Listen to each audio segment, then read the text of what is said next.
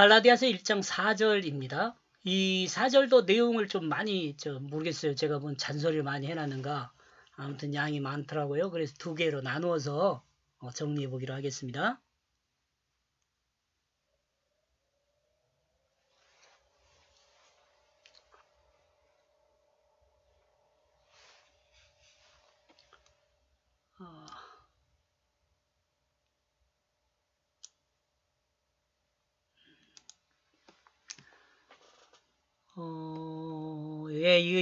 개혁 성경은요, 그리스도께서 하나님 곧 우리 아버지의 뜻을 따라 그 악한 세대에서 우리를 건지시려고 우리 죄를 위하여 자기 몸을 들이셨으니.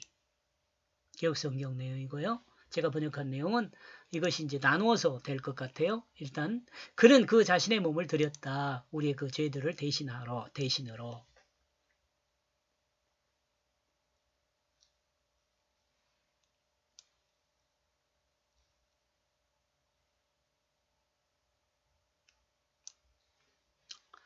바울은 복음에 대해 설명하고 있습니다. 이제 복음에 대해 설명하고 있어요. 예수님을 믿는 대부분의 사람들은 자신의 죄가 무엇인지 정확하게 알지 못합니다. 왜냐하면 제가 왜냐하면이란 말도 잘 쓰는 것 같아요. 자신의 죄가 제가 왜냐하면이란 말을 좀 잘 쓰는 이유는 아마 이 성경을 번역하는 과정에서 그 왜냐하면이란 말이 많이 나오거든요. 그 연결어도 많이 나와요. 연결어로 많이 써요. 왜냐하면을. 제가 지워가면서 말이 되면 지워가면서 정리를 하겠습니다. 자신의 죄가 사회에서 말하는 죄와 동일한 것으로 생각하기 때문입니다. 죄가 뭔지를 모르는 이유가. 그러나 성경은 인간이 하나님께 범한 죄에 대해서 윤리적이며 도덕적인 부분으로 이야기하지 않습니다. 성경에서 말하는 인간의 죄는 인간의 윤리적인 잘못과 도덕적인 잘못보다 더 근원적인 죄를 말합니다. 인간사의 삶에서 윤리적인 부분이나 도덕적인 부분, 자, 다시요. 인간이 사는 세상을 말하는 인간사에서, 인간의 역사에서 삶에 대한 윤리적인 부분이나 도덕적인 부분은 사회와 환경과 시대와 곧 문화에 따라서 상대적으로 변하기 때문입니다. 그러므로 성경은 인간에게 말하는 죄는 사회 윤리와 도덕보다는 더 근원적인 죄를 말합니다. 사회윤리와 도덕은 상대적이지만 성경이 말하는 죄는 절대적인 것임을 알아야 합니다. 이 말도 좀 중요해요. 시험 문제 내려면 이런 데서 시험 문제 낼 수 있어요. 여러분 이거 그러니까 알아야 돼. 성경이 말하는 죄에 대해서는요, 사회윤리와 도덕적인 상대적인 것을 말하지 않아요.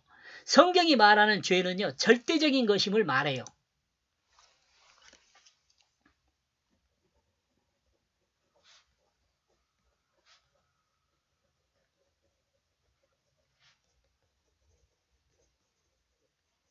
상대적인 것이 아니에요. 그 누구도 성경이 말하는 죄에서 벗어나 자유로운 사람이 없습니다. 그러므로 절대적이기 때문에 성경이 말하는 죄에서 그 누구도 자유로울 수 없어요. 성경에서 말하는 죄는 어떤 조건이나 문화의 기준이 변하여도 변하지 않는 것입니다. 그러므로 하나님의 법은 어떤 조건에 따라 변하지 않고 언제나 절대적으로 적용됩니다. 이것이 바로 성경이 말하는 죄에 대한 설명입니다. 근본적으로 죄는 하나님의 뜻에서 벗어나는 것을 죄라고 말을 합니다. 하나님의 뜻에서 벗어나는 거예요. 즉 하나님이 정하신 질서를 벗어난 것이 성경에서 말하는 죄입니다. 그러므로 하나님의 뜻이 아닌 자신의 의지를 가지고 자신만의 뜻을 행하는 모든 인간은 죄인입니다. 이 땅에 태어난 사람 중에 자기중심이 없는 사람은 없습니다. 자기중심이 없는 사람은 자신의 뜻과 자신의 의지로 살지 않고 하나님의 뜻과 하나님의 의지로 사는 사람을 이야기하는데,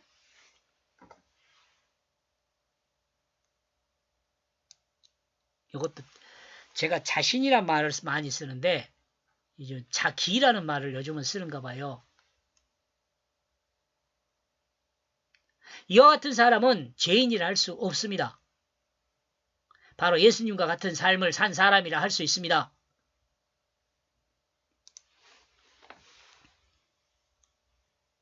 주님은 자기의 뜻과 의지를 가지고 주님은 자기의 뜻과 의지는 가지고 있었지만 자기의 뜻과 의지로 살지 않고 하나님의 뜻과 의지로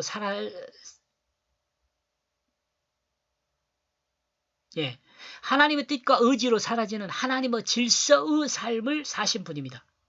하나님 질서의 삶을 사신 분입니다. 주님은 하나님 말씀을 따르는 삶으로 하나님의 뜻에 합한 사람이라 하겠습니다. 주님은 하나님 앞에서 아무런 죄를 발견할 수 없었습니다. 주님은 하나님의 뜻을 벗어난 삶을 살지 않았기 때문에 그렇습니다.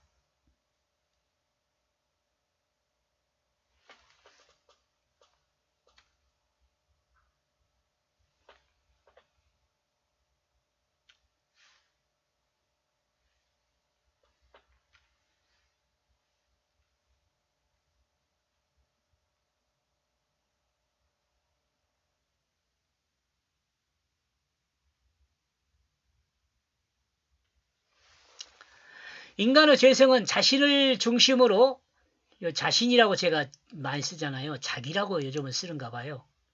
자신을 중심으로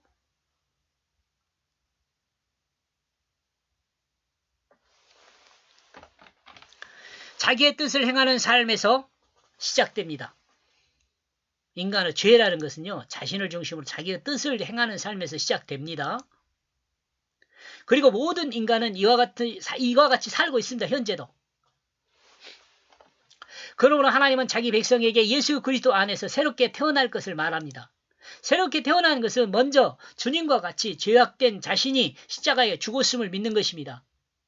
그리고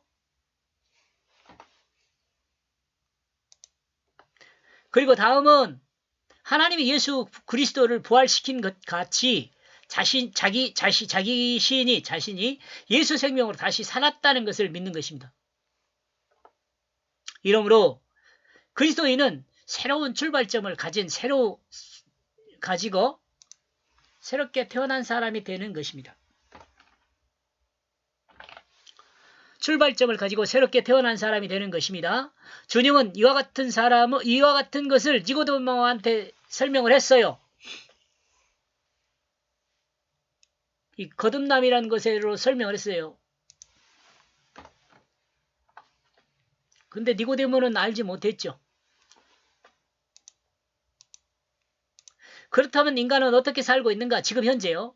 인간은 태어나면서 자신의 의지와 뜻을 관철시키기 위해 투쟁한다고 이야기할 수 있습니다.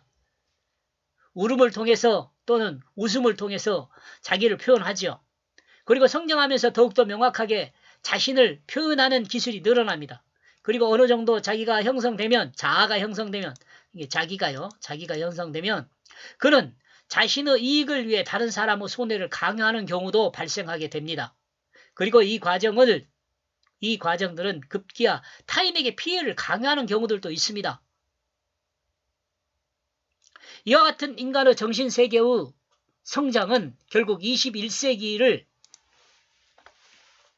개인주의가 지배하는 사회로 만들었습니다. 급기야 자신의 유익을 위해 사람의 생명을 물질보다 귀하게 여기는 사회가 되었죠.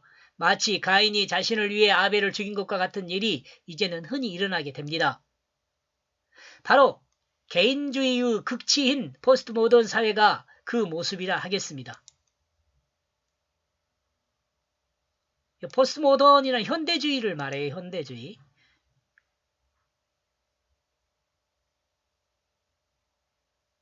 아니. 탈현대주의. 이 모던이라는 것은 현대란 말이잖아요.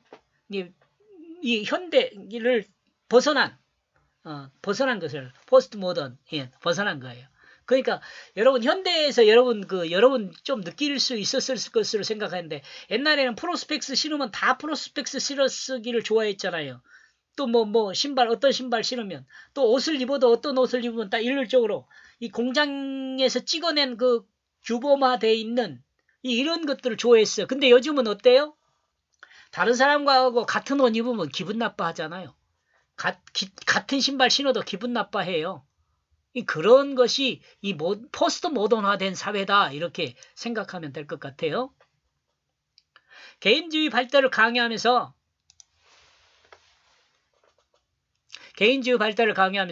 결국 개인주의 발달이 모던을 파괴하고 현대를 파괴하고 보편 개념보다는 특화된 사회를 유도하고 있는 것입니다.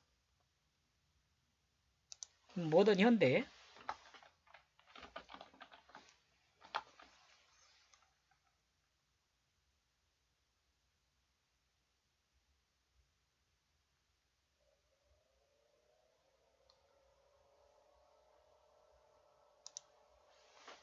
유도하는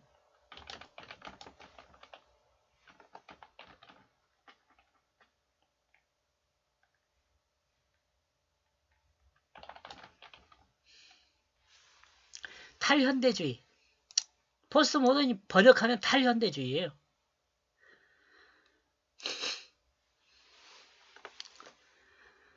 자신의 개성을 인정받기 위해 또 다른 다름을 인정하는 사회가 요즘의 세상입니다. 동성애를 인정하는 것도 인권이란 이름으로 우리 사회에 들어와 있습니다. 이와 같은 사유들은 생각 흐름들은요.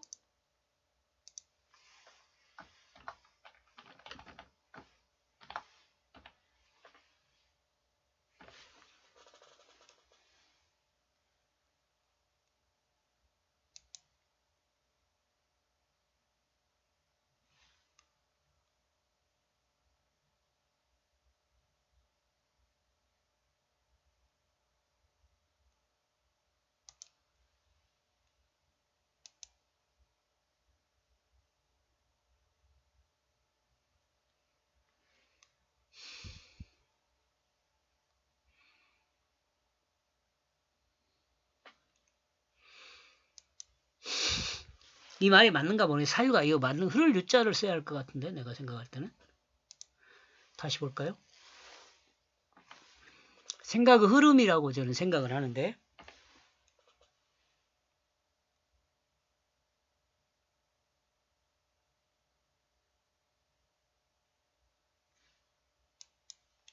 없네요.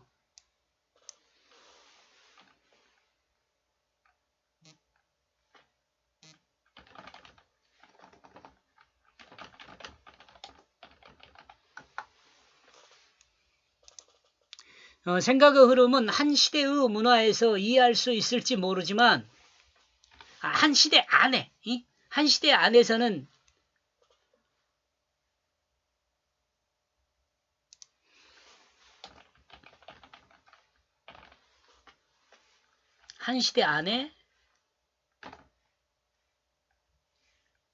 한 시대 안의 문화에서는 이해할 수 있을지 모르지만 인류를 포함한 시대에서는 이해할 수 없으며 이해해서도 안 된다는 것으로 저는 생각해 봅니다. 그러나 개인의 개성이 강조되고 있는 사회라고 해서 모든 것이 부적절한 것은 아니죠. 개성이 강조되는 사회라 해서 모든 개성을 강조하는 그것이 모두 잘못된 것이라고 볼 수는 없는 거란 말이에요. 부적절.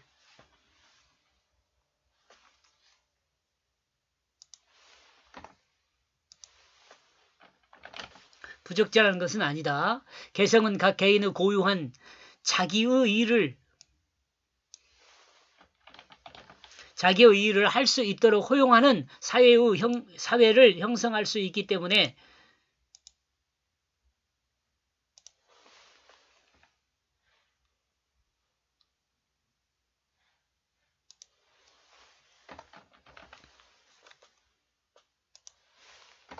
형성할 수 있기 때문이다. 개성이요. 모든 사회와 같은 모든 현대 사회가 같은 것은 사회가 요구하는 보편적인 곧 세량 생산이나 현대라고 씁시다. 현대 사회와 같은 사회가 요구하는 보편적인 곧 대량 생산이나 공장을 양성하기보다는 뭐가요? 개성이요. 비록 작은 부분이지만 개인의 개성과 독특성을 강조하는 소량 생산이 강조되는 사회가 형성된다는 점에서 개성은 긍정적인 면이 있을 수도 있습니다.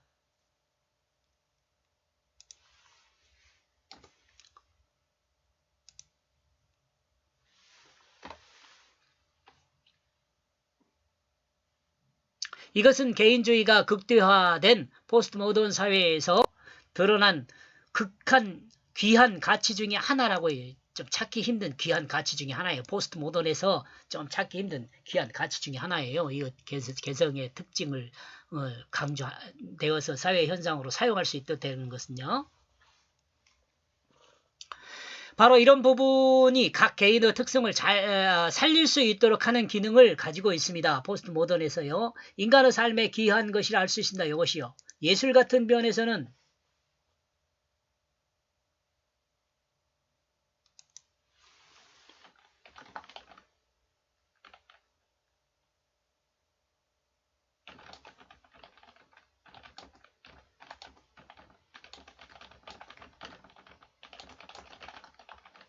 예술에서는 이게 삶에 기여한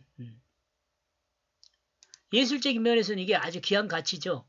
생각하면 인간사의 사유는 생각 흐름은 이처럼 양면성을 가진다는 특징이 있습니다. 그러나 문제는 사유의 긍정적인 면을 추구하기보다는 부정적인 면을 추구하면서 질서와 원리를 파괴한다고 있는 현실이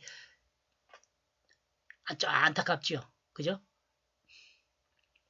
인류 사회 문화를 형성하는 문화의 다양성이 보편적 문화의 흐름을 방해합니다. 보편적 문화는 시대의 흐름인 다양성을 방해합니다. 여기서 부조리가 있는 것이죠. 부조리 좀 이따 설명드릴게요. 뭐 다 아는 이야기겠지만 이러므로 사회라는 공동체의 문화가 약화되고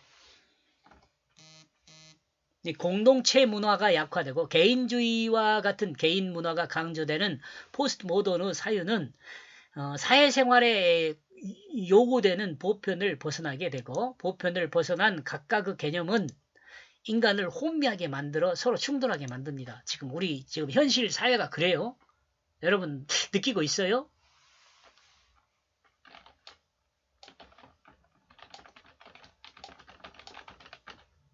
이와 같아요.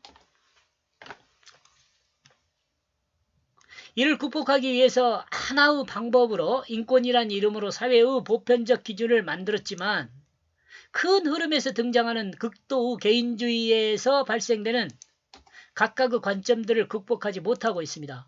이런 이유들 때문에 이 개인주의 문화는 공동체에서 큰 고통과 손해를 강요하기도 합니다. 작은 집단들의 이득을 요구하기 위해 큰 집단을 볼모로 공격하는 일들이 있기 때문에 그렇습니다. 이런 일들 많이 있죠. 뭐 지하철에 문제가 생기기도 하고 그러잖아요. 장애인의 이동권 보장 이런 것들에 대해서 그들의 문제점도 우리가 이 사회에서 해결을 해야 하지만 이 큰 공동체를 볼모로 작은 공동체가 문제를 일으키는 것은 또 그렇게 긍정적인 면은 아닐 수 있잖아요. 이렇듯 죄는 궁극적으로 자신의 중심으로 움직인다. 뭐예요? 지금 저 잔소리 쫙 한 것이 뭐 때문에 그런 거예요? 죄 때문에 이야기한 거예요. 요 내용이 중요해. 이렇듯 죄는 궁극적으로 자신을 중심으로 움직인다. 즉 자신의 뜻과 의지를 따라 자신의 욕심을 채우고 자신의 유익을 위해서 자신의 육체를 사용하는 삶이 바로 성경에서 말하는 죄라는 거죠. 이러므로 성경은 인간의 삶을 구원받은 백성으로서의 삶으로 자신의 정욕의 뜻에 따라 살지 말고 하나님의 뜻에 따라 살아야 한다고 요구합니다. 이는 모든 인류를 향한 하나님의 말씀입니다.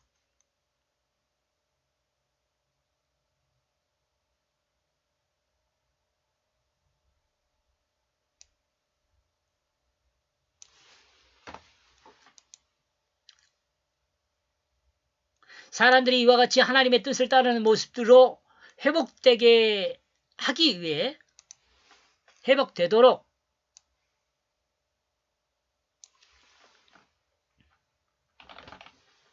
회복되도록 자기의 몸을 드린 사람이 있는데 그분이 바로 누구예요? 예수 그리스도입니다. 그분은 분명하게 자신의 유익과 욕심과 자기의 뜻을 성취하기 위해 삶을 누리던 이기적인 분이 아니었습니다.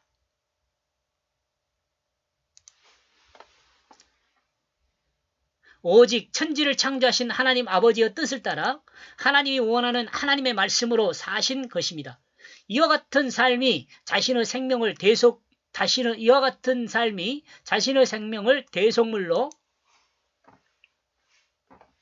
아낌없이 주기까지 인류를 섬겼던 삶이었습니다. 여기까지 보겠습니다. 고맙습니다.